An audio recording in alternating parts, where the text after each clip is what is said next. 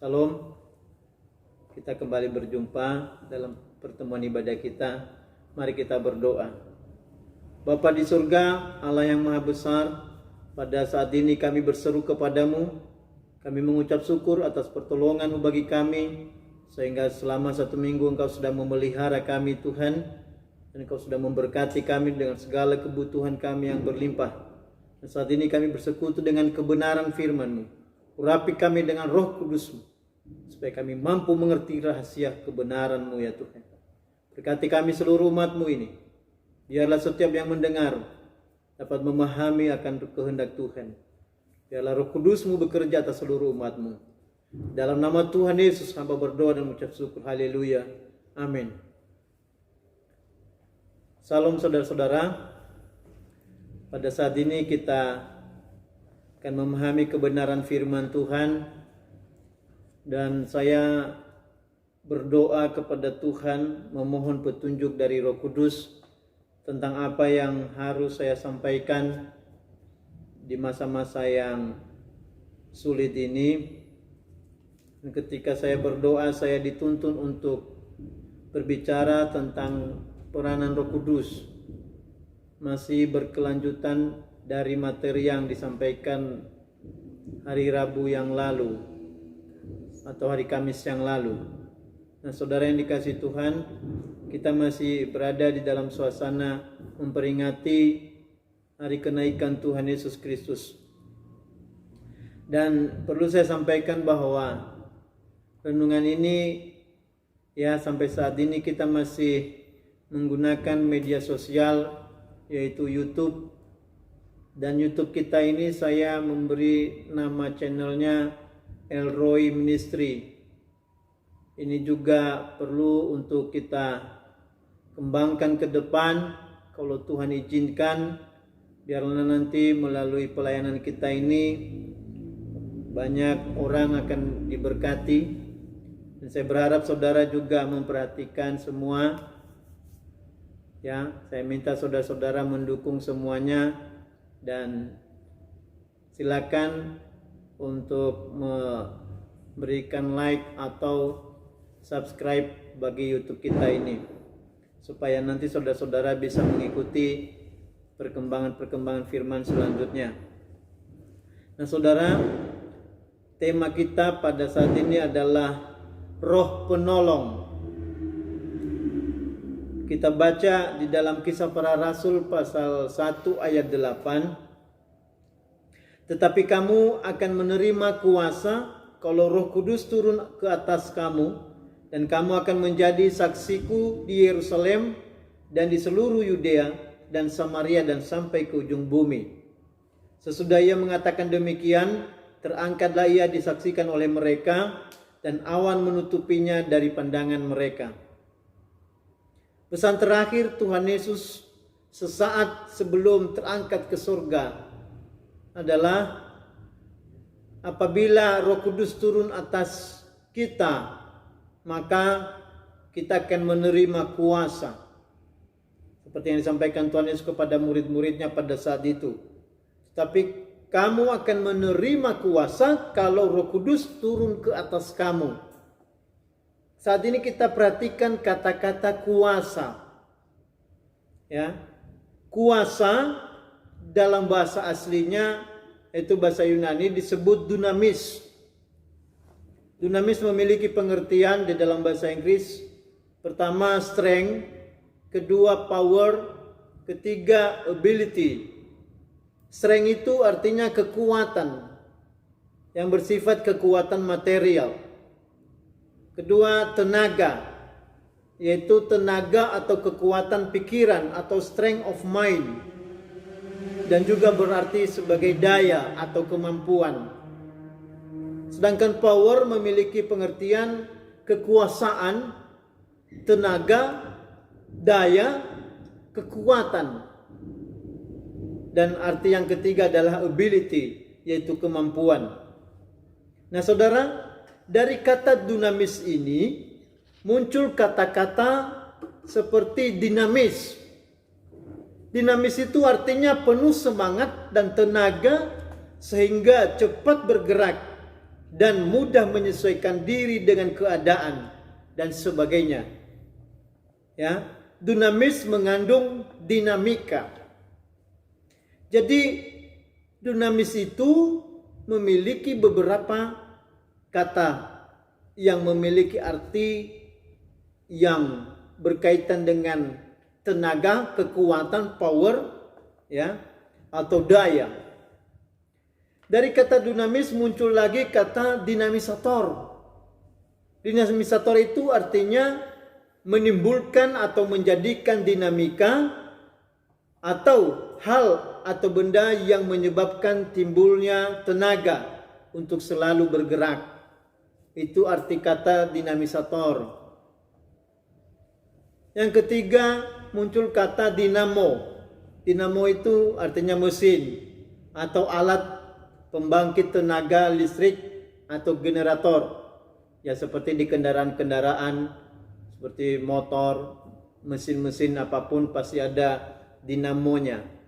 Dinamo itu adalah alat penggerak tenaga listrik atau generator. Ya. Dari kata dunamis muncul lagi kata dinamika.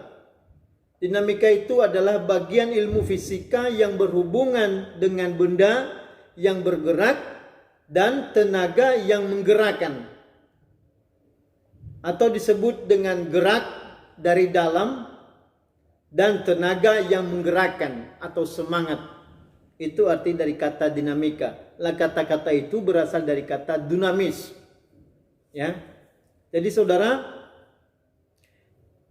jika Roh Kudus turun atas kita atau tinggal di dalam kita, maka kita akan memiliki kekuatan, daya, semangat, dan tenaga sehingga cepat bergerak dan mudah menyesuaikan diri dengan segala keadaan.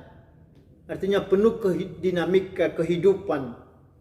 Itu pesan Tuhan Yesus bagi murid-murid pada saat itu. Tetapi kamu akan menerima kuasa kalau Roh Kudus turun atas kamu. Artinya memiliki strength, memiliki power, memiliki ability, dan memiliki kekuatan daya untuk bergerak dan bisa menyesuaikan diri atau beradaptasi dengan segala keadaan.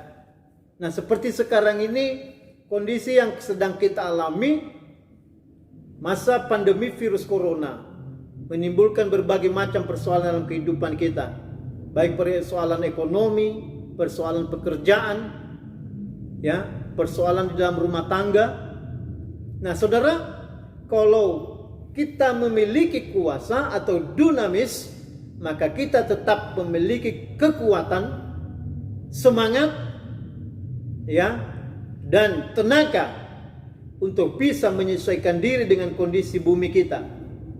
Kita tidak menjadi loyo, menjadi lemah, dan menjadi, ya, lesu dan menjadi patah semangat. Tetapi ada satu kekuatan atau inner power keluar dari dalam diri kita, dan itu bersumber dari Roh Kudus. Nah, saudara yang dikasihi Tuhan, pada kesempatan ini, ya, firman Tuhan menegaskan kepada kita betapa pentingnya peranan Roh Kudus bagi kita yang hidup di akhir zaman ini. Dengan Roh Kudus turun atas kita, maka kita memperoleh kuasa, yaitu dunamis, untuk bisa tetap bertahan hidup di dalam menghadapi masa-masa yang sukar di akhir zaman ini. Apapun yang kita alami, kita mendapatkan kekuatan dari Tuhan. Ada satu inner power keluar dari dalam diri kita, sehingga ada semangat untuk tetap bertahan hidup, ada semangat untuk tetap melayani Tuhan, ada semangat untuk tetap beribadah, dan tetap membangun hidup semakin dekat kepada Tuhan. Nah, saudara yang dikasihi Tuhan, ya, sama seperti pada saat itu, setelah murid-murid mendapatkan pencurahan Roh Kudus di loteng Yerusalem, dan mereka memiliki kekuatan untuk bisa berani memberitakan Injil, ya, seperti yang dilakukan oleh Rasul Petrus. Setelah itu, Mereka bisa berbicara di tengah-tengah orang banyak tanpa rasa takut dan gelisah. Tetapi ada suatu keberanian untuk memberitakan Injil bahwa Yesus adalah Tuhan dan Juru Selamat. Dan mereka memiliki kuasa untuk melakukan berbagai macam mujizat. Nah, saudara yang dikasihi Tuhan, ya, itu bersumber dari Allah Roh Kudus yang dicurahkan oleh Tuhan Yesus Kristus sebagai umatnya, yang setelah dia naik ke surga. Dan Roh Kudus itu bekerja sejak saat itu sampai akhir zaman ini. Dan dia menyertai kita sampai Tuhan datang yang kedua. Yang kedua, saudara, seperti yang tertulis dalam Yohanes pasal 14 ayat yang ke-16 dan juga ayat yang ke-26. Ya, kalau kita baca Yohanes pasal yang 14 ayat yang ke-16. Aku meminta kepada Bapa dan Ia akan memberikan kepadamu seorang penolong yang lain supaya Ia menyertai kamu selama-lamanya. Sekali lagi, aku meminta kepada Bapa dan Ia akan memberikan kepadamu seorang penolong yang lain supaya Ia menyertai kamu selama-lamanya. Inilah janji Tuhan Yesus tentang pencurahan Roh Kudus atas orang-orang percaya, atas orang-orang kudus, ya.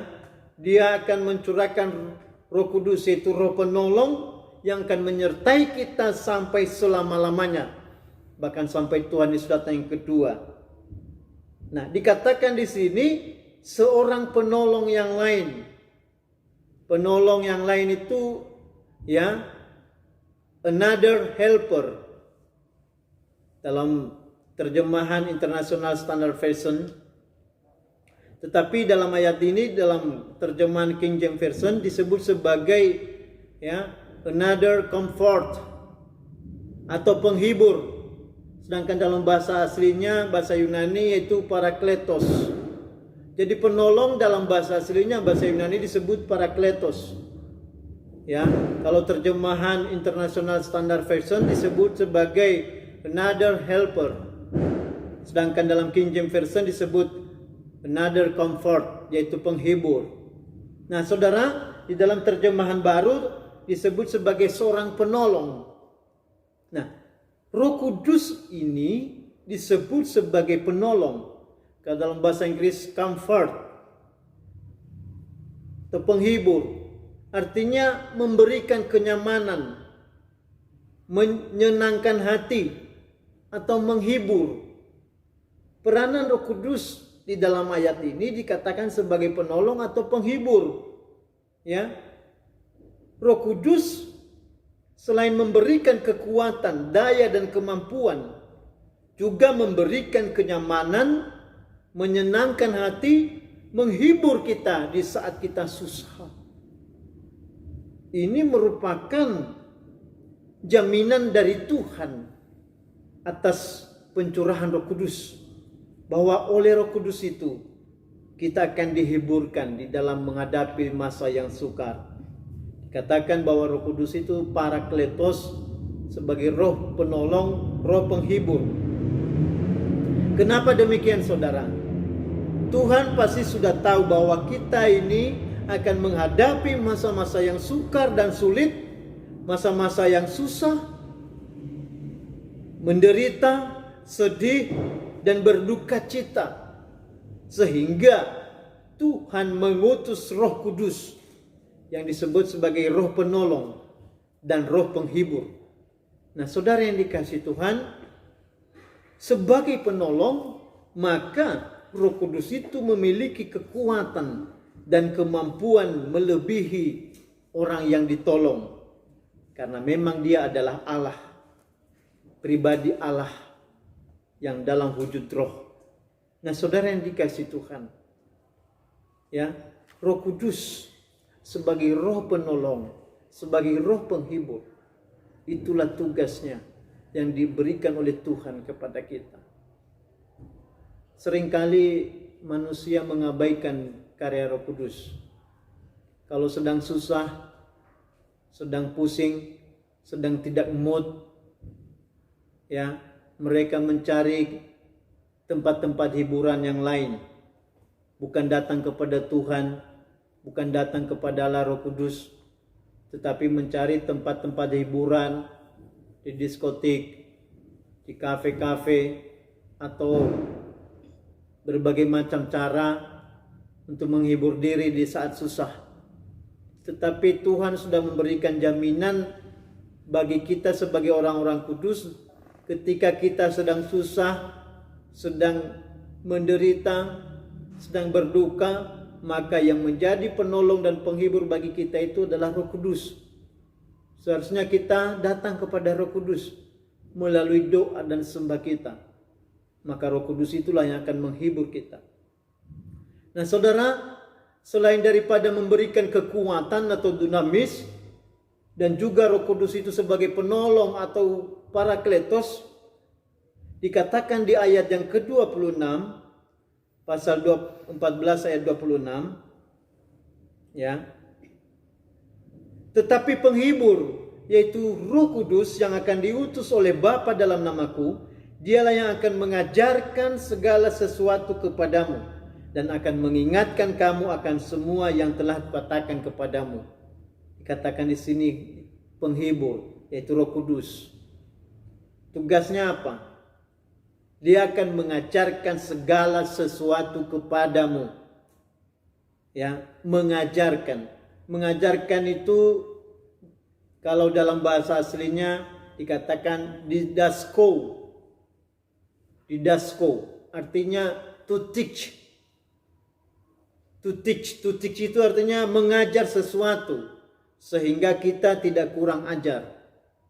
Nah, saudara, tugas Roh Kudus itu mengajar. Berarti bisa dipanggil sebagai teacher atau guru. Karena dia mengajarkan segala sesuatu. Apa saja bisa diajar oleh Roh Kudus. Ini suatu kedahsyatan dari Tuhan. Roh Kudus itu bisa mengajarkan sesuatu kepada kita. Tentang apapun. Yang dikatakan di sini segala sesuatu. Anything. Bisa diajarkan oleh Roh Kudus. Tetapi bagaimana ya? Apakah kita ini pernah diajar Roh Kudus? Atau kita mau diajar oleh Roh Kudus? Tucik itu artinya mengajarkan segala sesuatu. Sehingga kita sebagai orang yang diajar menjadi bijaksana, menjadi pandai, menjadi berhikmat. Ya. Tetapi kalau kita tidak diajar oleh Roh Kudus, nah kita menjadi orang yang kurang ajar. Kurang ajar itu kalau disambung menjadi kurang ajar. Ya, menjadi kurang ajaran, kurang pengertian, kurang pemahaman, kurang pengetahuan, kurang wawasan. Saudara yang dikasihi Tuhan, Roh Kudus itu melebihi guru-guru di sekolah. Melebihi guru-guru di SD, melebihi guru-guru di SMA, melebihi guru-guru di perguruan tinggi. Ya, saya ini juga sebagai seorang pengajar di STT. Ya, sehebat-hebatnya saya mengajar tidak sehebat Roh Kudus. Sehebat-hebat apapun seorang dosen mengajar tidak sehebat Roh Kudus. Roh Kudus itu Roh Allah. Dia mengetahui tentang segala sesuatu, maka dia juga mengajar dengan sempurna. Sehingga bisa dikatakan a teacher perfect atau guru yang sempurna di dalam mengajar. Nah, saudara, ya, tetapi kecenderungan manusia itu malah lebih senang diajar oleh orang. Ya, oleh guru, oleh dosen. Tetapi sesungguhnya dosen yang sempurna itu adalah Roh Kudus. Ya, dosen yang sempurna itu adalah Roh Kudus. Jadi saudara yang dikasihi Tuhan, jika kita diajar oleh Roh Kudus, maka sikap dan tindakan kita menjadi sikap atau tindakan orang yang yang memiliki pemahaman, pengertian yang benar, sebagai orang yang bijaksana. Tetapi kalau kita tidak diajar oleh Roh Kudus, maka kita menjadi orang-orang yang kurang ajaran, kurang pengertian, kurang pemahaman, ya, kurang pengetahuan. Akibatnya apa? Menimbulkan persoalan baru di tengah-tengah kita. Ya. Karena kurang pengertian, kurang pemahaman, menjadi sering salah paham. Ya, sering salah paham, terjadi pertengkaran, terjadi perselisihan, terjadi pertikaian, ya, terjadi permusuhan di tengah-tengah tubuh Kristus. Bisa terjadi hal itu, saudara. Terjadi, ya, keiri hatian, kecemburuan, ya, iri hati, cemburu, ya, dan kehilangan damai sejahtera. Nah, saudara, kenapa bisa terjadi begitu? Karena tidak memberi diri diajar oleh Roh Kudus. Kalau Roh Kudus mengajar kita, maka kita memiliki pemahaman, pengertian yang benar tentang segala sesuatu. Tentang hidup kita, tentang nikah kita, tentang rumah tangga kita, tentang pekerjaan kita, tentang pelayanan kita, tentang ibadah kita, tentang kehabisan hidup kita. Apapun, Roh Kudus bisa memberikan pengertian yang benar tentang ibadah, tentang doa, tentang sembah, tentang pelayanan. Tetapi kalau kita tidak memberi diri diberikan pengajaran oleh Roh Kudus, maka kita menjadi orang yang kurang pengertian, kurang ajaran, sehingga timbul kesalahpahaman di mana-mana. Timbul kesalahpahaman dalam rumah tangga, timbul kesalahpahaman di dalam komunitas tubuh Kristus, timbul kesalahpahaman di tengah-tengah para hamba Tuhan, timbul kesalahpahaman di tengah-tengah pelayanan, timbul kesalahpahaman di tengah-tengah ibadah. Yang muncul adalah keinginan daging, yang muncul adalah keinginan perasaan. Ini akibat kita gagal memberikan kesempatan kepada Roh Kudus untuk mengajar kita.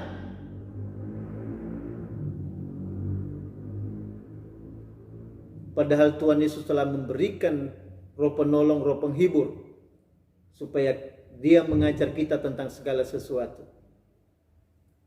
Nah, saudara, jika Roh Kudus mengajar kita, maka kita akan memiliki pengertian dan pemahaman yang benar tentang segala sesuatu. Baik di dalam nikah, rumah tangga, dalam pelayanan, dalam pekerjaan, dalam ibadah, sehingga terhindar dari segala macam persoalan, terhindar dari segala macam kesalahpahaman, terhindar dari segala salah pikiran. Karena Roh Kudus yang menerangi hati kita. Roh Kudus berbicara di dalam hati kita tentang segala sesuatu yang benar. Bukan yang benar menurut pikiran kita, bukan yang benar menurut perasaan kita, bukan yang benar menurut akal kita, tetapi yang benar menurut Allah Roh Kudus. Oleh karena itu, saudara-saudara, berilah dirimu dipimpin oleh Roh Kudus. Berilah dirimu diajar oleh Roh Kudus, supaya engkau mengenal kebenaran. Supaya kita mengenal kebenaran. Yang keempat, masih di ayat yang ke-26 ini. Selain mengajar atau to teach, Roh Kudus itu juga mengingatkan kita semua apa yang telah dikatakan oleh Tuhan Yesus. Saya baca sekali lagi. Tetapi penghibur itu Roh Kudus yang akan diutus oleh Bapa dalam namaku. Dialah yang akan mengajarkan segala sesuatu kepadamu dan akan mengingatkan kamu akan semua yang telah kukatakan kepadamu. Ini pernyataan Tuhan Yesus. Roh Kudus itu juga mengingatkan kita tentang semua apa yang telah dikatakan oleh Tuhan, yaitu firman Allah. Roh Kudus mengingatkan umat Allah tentang firman Tuhan. Mengingatkan dalam bahasa aslinya itu hupomimnesko. Ya, hupomimnesko artinya To cause one to remember. Itu menyebabkan seseorang mengingat. Atau bring to remembrance. Itu mengingatkan. Apa yang diingatkan oleh Roh Kudus? Yaitu firman Allah. Firman Allah itu senantiasa dimunculkan di dalam hati kita, di dalam pikiran kita. Itu firman kebenaran. Tetapi kalau Roh Kudus tidak mengingatkan kita, maka kita lupa akan firman Tuhan. Sehingga perbuatan kita, perbuatan yang melanggar kebenaran firman. Sikap kita, sikap yang bertentangan dengan firman. Perasaan hati kita, perasaan yang bertentangan dengan kebenaran firman. Karena tidak mengizinkan Roh Kudus untuk mengingatkan kita akan kebenaran firman. Nah, saudara yang dikasihi Tuhan, ya, betapa dahsyatnya pekerjaan Roh Kudus. Ini hanya 2 ayat saja yang kita ambil tentang peranan Roh Kudus. Kalau ayat-ayat lain masih banyak. Tetapi dari ayat yang sudah kita baca ini, baik dari Kisah Para Rasul pasal 1 ayat 8 maupun di dalam Yohanes pasal 14 ayat yang ke-16 dan 26 ini, maka kita bisa melihat bahwa peranan Roh Kudus itu, ya, memberikan dinamis atau kekuatan atau power kepada kita. Yang kedua, yaitu menjadikan Roh Kudus itu sebagai penolong dan penghibur di saat kita susah dan sukar. Bahkan di setiap saat kita menghadapi persoalan, dalam setiap saat kita menderita, dan di dalam setiap saat kita menghadapi kesusahan, maka dia tampil sebagai seorang penolong dan penghibur bagi kita. Asalkan kita memberi kesempatan kepada Roh Kudus mengerjakan hidup kita. Yang ketiga, Roh Kudus itu mengajarkan segala sesuatu kepada kita, atau didasko. Sedangkan yang keempat, itu dia selalu mengingatkan kita tentang firman Tuhan. Nah, saudara yang dikasihi Tuhan, kalau kita baca di dalam 1 Korintus, ya, 1 Korintus pasal yang ke-6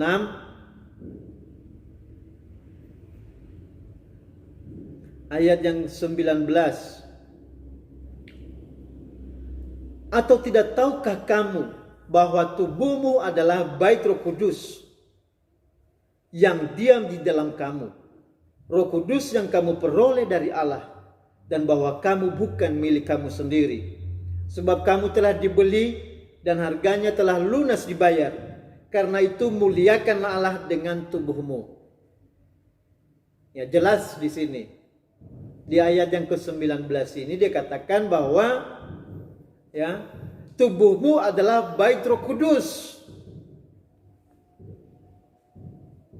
Tubuh kita bait Roh Kudus, atau rumah Roh Kudus, atau tempat tinggal Roh Kudus. Itulah tubuh kita. Rumah Roh Kudus. Dan itu terjadi karena kita ini telah dibeli dan harganya telah lunas dibayar, yaitu dengan cucuran darah Yesus Kristus. Artinya apa, saudara? Setiap kita yang telah percaya kepada Yesus, yang percaya akan pengorbanannya di atas kayu salib, kita telah dibeli, dan hidup kita ini bukan milik kita sendiri, tapi milik Allah. Karena kita milik Allah, maka tubuh kita ini telah dijadikan menjadi rumah Allah, menjadi rumah Roh Kudus. Ya, tubuh kita ini rumah Roh Kudus. Dikatakan the temple of the Holy Spirit. Ya, the temple of the Holy Spirit. Pertanyaannya sekarang, apakah tubuh kita ini sudah menjadi tempat Roh Kudus atau belum? Apakah kita sudah menjadikan tubuh kita ini sebagai rumah Roh Kudus? Ini penting ayat ini, saudara yang dikasihi Tuhan. Sebagai orang-orang yang telah ditebus, kita harus meyakini bahwa tubuh kita ini bait Roh Kudus. Maka karena ini rumahnya Roh Kudus, Kita biarkan Roh Kudus tinggal di dalam tubuh kita ini.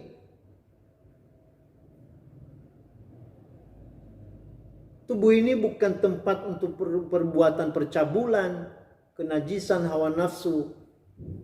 Kalau hal itu perbuatan daging, maka Roh Kudus tidak tinggal di dalam itu.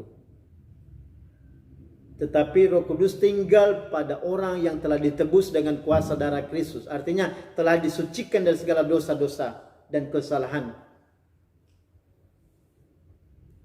Jadi apakah kita sudah menjadikan tubuh kita sebagai bait Roh Kudus?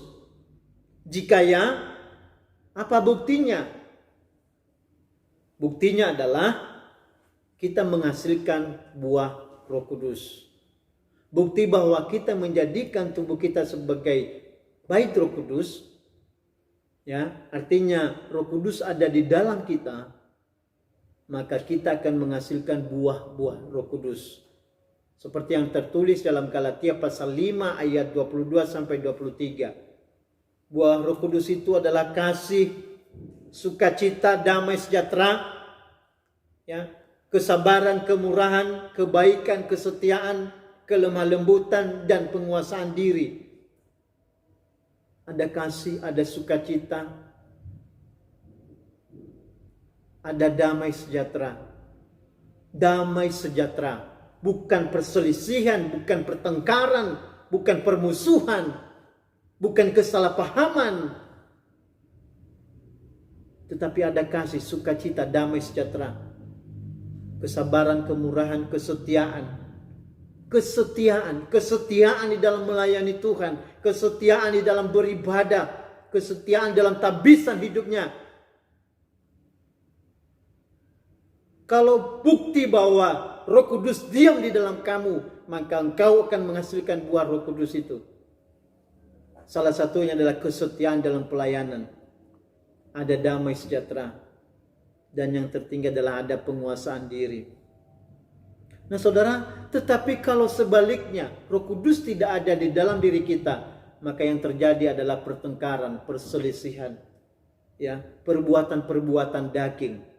Seperti yang tertulis dalam Galatia pasal 5 ayat 19 sampai 21 itu.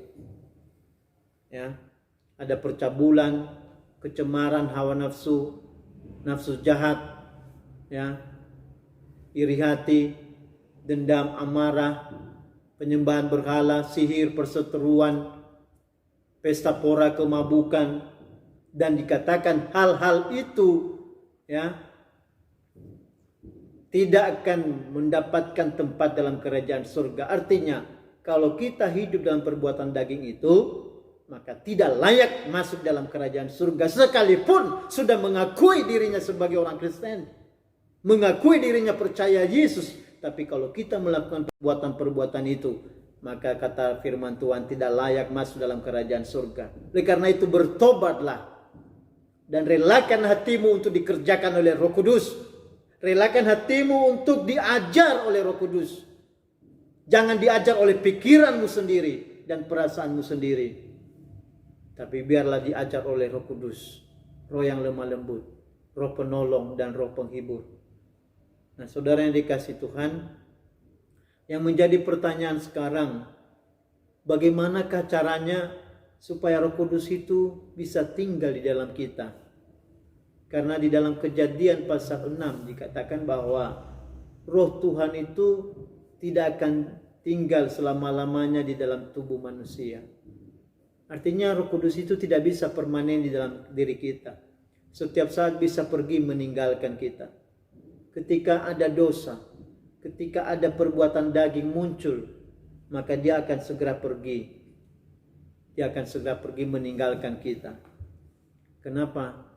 Tidak bisa bersatu antara terang dan gelap, tidak bisa bersatu. Ya, jika yang muncul adalah gelap, maka terang akan pergi. Tetapi jika terang yang berkuasa, maka gelap itu akan pergi. Nah, saudara yang dikasihi Tuhan, jadi bagaimana caranya supaya Roh Kudus itu bisa tetap tinggal di dalam diri kita? Yang pertama, berdoa memohon kepada Tuhan untuk diurapi oleh Roh Kudus. Seperti yang kita baca di dalam Lukas pasal yang ke-11 ayat yang 13. Lukas pasal 11 ayat 13. Jadi jika kamu yang jahat tahu memberi pemberian yang baik kepada anak-anakmu, apalagi Bapamu yang di surga, Ia akan memberikan Roh Kudus kepada mereka yang meminta kepadanya. Artinya apa? Kita juga perlu meminta Roh Kudus kepada Tuhan. Kita perlu meminta Roh Kudus kepada Bapa di surga, supaya Roh Kudus itu tetap mengurapi kita. Nah saudara, meminta atau memohon kepada Tuhan bukan hanya sekedar lip service seperti berdoa biasa, tetapi harus dimohon secara sungguh-sungguh dan terus-menerus. Karena Roh Kudus itu tidak bisa permanen, maka kita harus terus-menerus memohon Roh Kudus itu mengurapi kita setiap saat, setiap waktu. Sehingga Roh Kudus itu mau tinggal di dalam kita. Kita memohon kepada Tuhan, kepada Bapa di surga. Yang kedua, intim dengan Tuhan lewat pujian dan penyembahan. Seperti yang tertulis di dalam Injil Yohanes pasal 3, pasal 4. Injil Yohanes pasal 4 ayat 23 dan 24. Tetapi saatnya akan datang dan sudah tiba sekarang bahwa penyembah-penyembah benar akan menyembah Bapa dalam roh dan kebenaran. Sebab Bapa menghendaki penyembah-penyembah demikian. Allah itu roh, dan barang siapa menyembah Dia harus menyembah dalam roh dan kebenaran. Jadi supaya Roh Kudus itu tetap ada dalam diri kita, maka kita harus menyembah Tuhan. Menyembah Tuhan dalam roh dan kebenaran. Kebenaran itu adalah firman Tuhan. Kebenaran itu adalah pribadi Tuhan Yesus Kristus. Kita menyembah Bapa di surga terus menerus. Artinya kita menjalin hubungan intim dengan Tuhan lewat doa dan sembah kita, sambil kita memohon pengurapan Roh Kudus. Nah saudara yang dikasihi Tuhan, lewat hubungan intim kita kepada Tuhan, maka Tuhan itu akan mengurapi kita dengan rohnya yang kudus itu. Yang ketiga, membaca firman Tuhan. Kalau kita membaca di dalam 2 Timotius pasal 3 ayat 16 sampai 17 dikatakan di situ bahwa tulisan-tulisan yang diilhamkan oleh Roh Kudus, oleh Roh Allah, bermanfaat untuk mendidik, mengajar, menegur, mengingatkan segala dosa-dosa dan kesalahan. Artinya apa? Kita juga perlu membaca firman Tuhan terus menerus, supaya firman yang sudah kita baca itu setiap saat bisa diingatkan oleh Roh Kudus. Nah sehingga kita bisa tahu mana yang benar dan mana yang salah. Nah saudara yang dikasihi Tuhan, lewat firman itu nanti maka iman kita bisa semakin terbangun. Karena firman Tuhan berkata, iman timbul dari pendengaran akan firman, yaitu firman Kristus, firman Tuhan. Yang keempat, bertobat dari segala kejahatan dan memohon pengampunan senantiasa.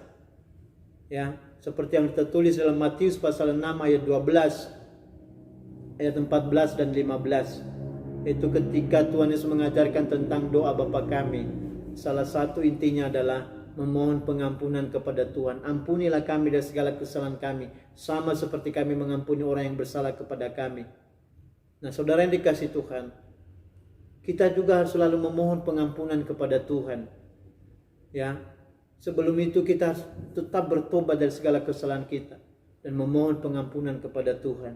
Supaya apa? Supaya Roh Kudus itu mau tinggal di dalam kita.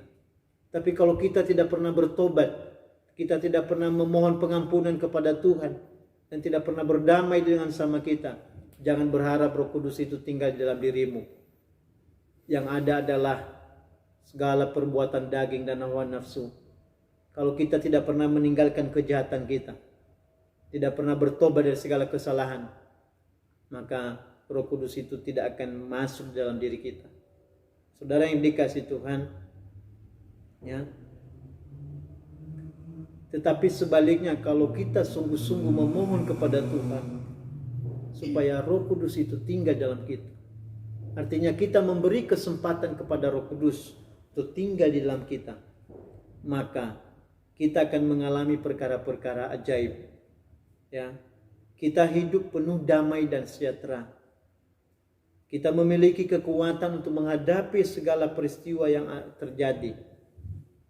Dan kita akan mengerti dan memahami perkara-perkara besar yang akan dikerjakan oleh Tuhan. Selanjutnya, kita akan dimeteraikan menjadi milik dan kepunyaan Allah sendiri. Jadi itu yang akan kita rasakan apabila Roh Kudus itu tinggal di dalam kita. Sekali lagi, kita akan hidup penuh damai sejahtera. Kedua, memiliki kekuatan menghadapi setiap persoalan hidup. Ya. Ketiga, kita akan mengerti dan memahami banyak perkara besar yang akan dikerjakan oleh Tuhan.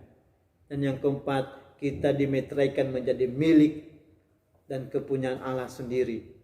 Kita baca sebagai ayat terakhir di dalam Efesus pasal 1 ayat 13 dan 14. Di dalam Dia kamu juga, karena kamu telah mendengar firman kebenaran, yaitu Injil keselamatanmu.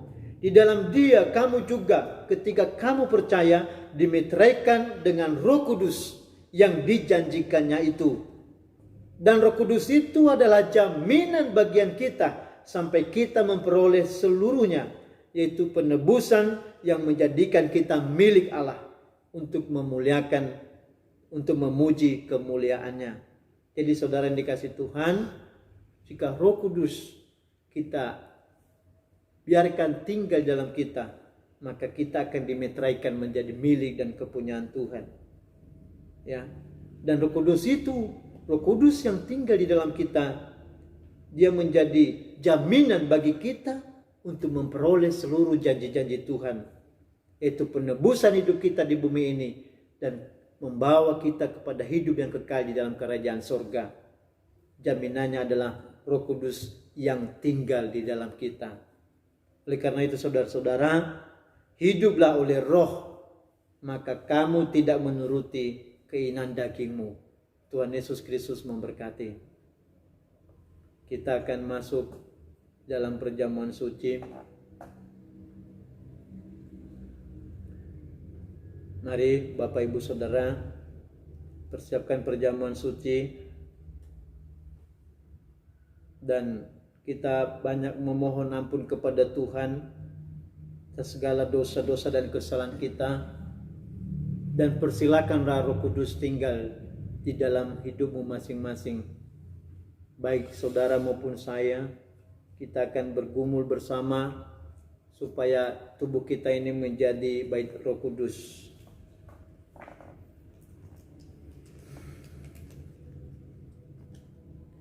Mari kita berdoa terlebih dahulu untuk masuk dalam perjamuan suci. Bapa Allah yang maha baik dan maha sempurna, terima kasih atas kasih-Mu bagi kami. Lewat kebenaran firman-Mu Engkau mengingatkan kami bahwa tubuh kami adalah bait Roh Kudus. Maka Roh Kudus harus tinggal di dalam kami. Karena itu Tuhan kami mohon, urapilah kami dengan Roh-Mu yang maha kudus itu. Dan biarlah melalui perjamuan suci ini, kami mengakui di hadapan-Mu Tuhan bahwa kami bertobat dari segala kesalahan kami. Dan kami memohon pengampunan yang daripada-Mu. Sucikan kami, tahirkan kami dari segala kesalahan-kesalahan kami. Supaya kami layak dan Roh Kudus-Mu tinggal di dalam kami. Dalam nama Tuhan Yesus Kristus kami berdoa, haleluya, amin. Mari saudara, saya undang untuk bangkit berdiri. Dan kita akan angkat tubuh Tuhan tinggi di atas kepala kita dan dengarkan firman Tuhan. Dan ketika mereka sedang makan, Yesus mengambil roti, mengucap berkat, memecah-mecahkannya, lalu memberikannya kepada murid-muridnya dan berkata, ambillah, makanlah, inilah tubuhku. Kita makan dengan percaya dalam nama Tuhan Yesus Kristus.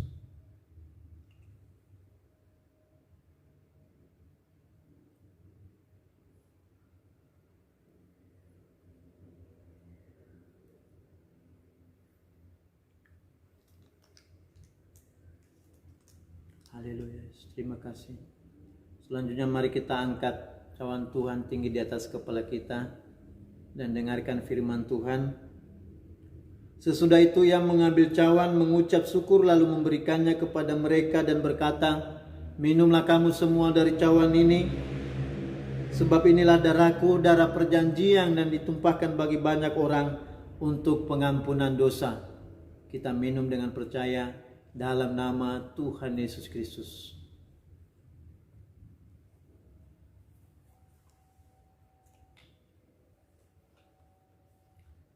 Haleluya. Mari saudara mengucap syukurlah kepada Tuhan. Terima kasih Bapa. Hamba berdoa untuk seluruh umat-Mu, mereka yang mendengarkan firman ini. Biarlah hati mereka dikerjakan oleh Roh Kudus-Mu ya Tuhan. Dan supaya Roh Kudus-Mu tinggal dan diam atas seluruh umat-Mu. Untuk memberikan kuasa, otoritas, power. Untuk memberikan kemampuan. Dan juga mengajar senantiasa. Mengingatkan tentang segala sesuatu. Bahkan Tuhan, itu menjadi seorang penolong dan penghibur bagi kami dan bagi seluruh umat-Mu. Tuhan, melalui tubuh dan darah-Mu, Kau mengampuni segala dosa dan kesalahan kami.